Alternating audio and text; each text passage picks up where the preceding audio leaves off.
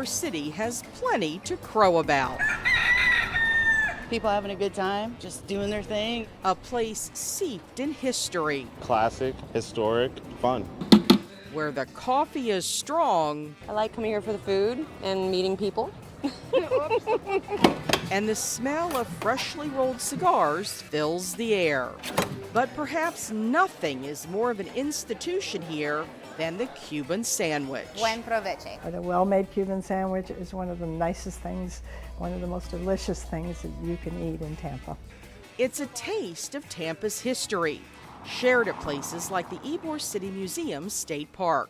Chantal Havia, president of the Museum Society, says according to local lore, the Cuban was created here to satisfy the appetites of cigar factory workers logging long hours. It was an easy way for them to get lunch. It was substantial, but it didn't necessarily put them to sleep. We start with our ham. However, when it comes to verifying the sandwich's roots, things get a little dicey. This is purely conjecture on my part, but who would have thought to document the history of a sandwich? And so it's word of mouth, and depending on who you are and what you've heard, there's a different story to tell. The Cuban is definitely part of the story and part of the menu since day one at Florida's oldest restaurant, the Columbia. We start with Cuban bread. For fifth-generation owner-operator Andrea Gonsmart-Williams, it's practically part of her DNA. I definitely grew up eating Cuban sandwiches. My little girl has grown up eating Cuban sandwiches. Andrea likes to think of the sandwich as a mix of the immigrants who contributed to building the city.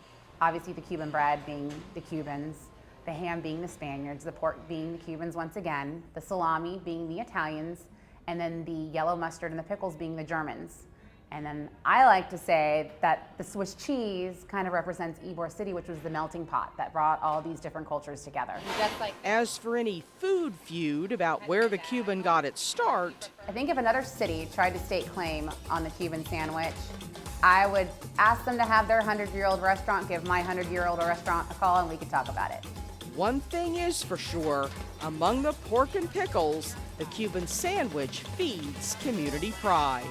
What a wonderful thing that on a national scale we can be recognized for this, because it tastes good. In Ybor City, Laurie Davison, Spectrum Bay News 9.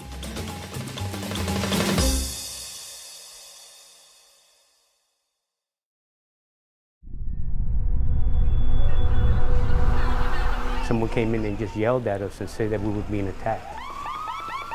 We commandeered a bus and went down there, and by the time we got down, the towers were already falling.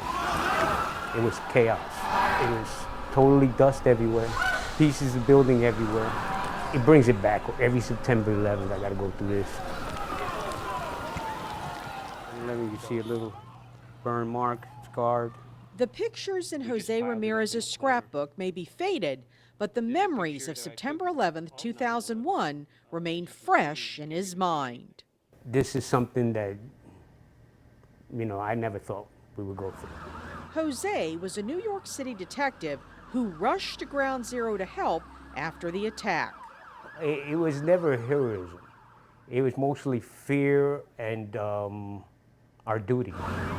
Jose's duties included identifying victims and digging through a landfill collecting evidence. He retired from NYPD about 5 years later, moving his family to Apollo Beach. But he brought pieces of 9/11 here with him. The soot-covered uniform he wore that day, brick from a damaged building, and souvenirs from the Twin Towers that landed in the rubble. But you should never forget, like Pearl Harbor. You know what I mean? I think it's history, and it's life, and life's changed after that. Why should you forget? Everything has changed after that. Through the years, Jose has shown this display to students to teach them about what happened. I have people even coming crying to me when I tell them my story, and they give me the hug. I like that. You know what I mean? They appreciate it. Still, Jose's kept some memories for himself. He thumbs through pictures he took at the scene, pictures he's been reluctant to share publicly until now. I feel peace now, and I think it's time for me to let it go. But for just a moment, every September 11th, Jose will continue to pause, and he hopes others do too. That's the lesson. Never forget, always remember.